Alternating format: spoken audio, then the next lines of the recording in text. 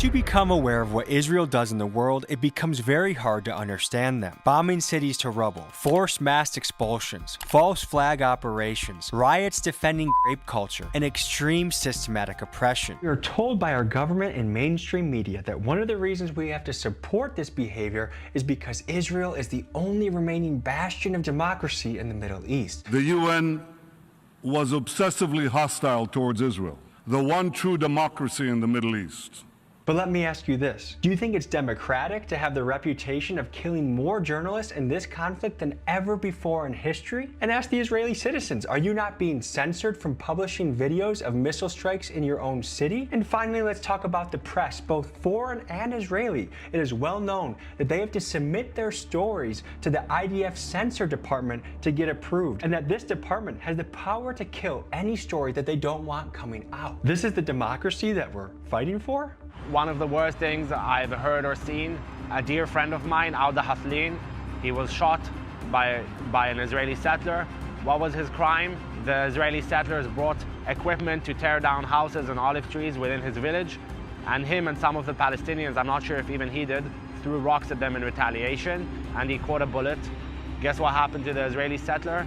Nothing. He was 3 days in house arrest, and now he's walking free. Yinon Yelevi, his name is. This sense of entitlement and superiority is prevalent in the average Israeli. Obviously, if you go somewhere like Tel Aviv or Haifa where people are more chill, then they wouldn't have a problem with Palestinians and they might believe in a two-state solution. But at the end of the day, the majority of Israel is not Tel Aviv and Haifa where people are more open-minded and left-leaning. The majority of Israel are cities like Ashdod, like Nahariya, where I was born, where people do think that they're simply better than other people. Folks, we just saw a snapshot of what is happening every single day to Palestinians. And we uncovered the murder of an American citizen, the imprisonment of an American citizen. And I think we have to start asking ourselves the question, what are we doing aligned with Israel? What are they doing in the world that we agree with from a humanitarian standpoint? And as I speak right now, we are 4 weeks into a war with Iran that arguably they got us into in the first place. And now we see announcements that Trump might send American troops to fight on the ground, but Israel will not commit to any ground troops. And we have to ask, is this really our greatest ally? And I think we all know the answer. How long are we going to back up what is happening to people in Gaza, the people in Palestine, now the people in South Lebanon? How far is this gonna go? I don't want to be a part of it. I don't want my tax dollars to be a part of it. And quite frankly, I'm sick of this.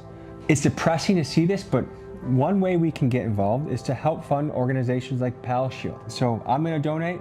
I encourage you to as well. It's time for us to wake up as a country and decide, who are we gonna be allied with in this world? Who is going to help our international relationships? Because I think the clear answer is, it's not Israel.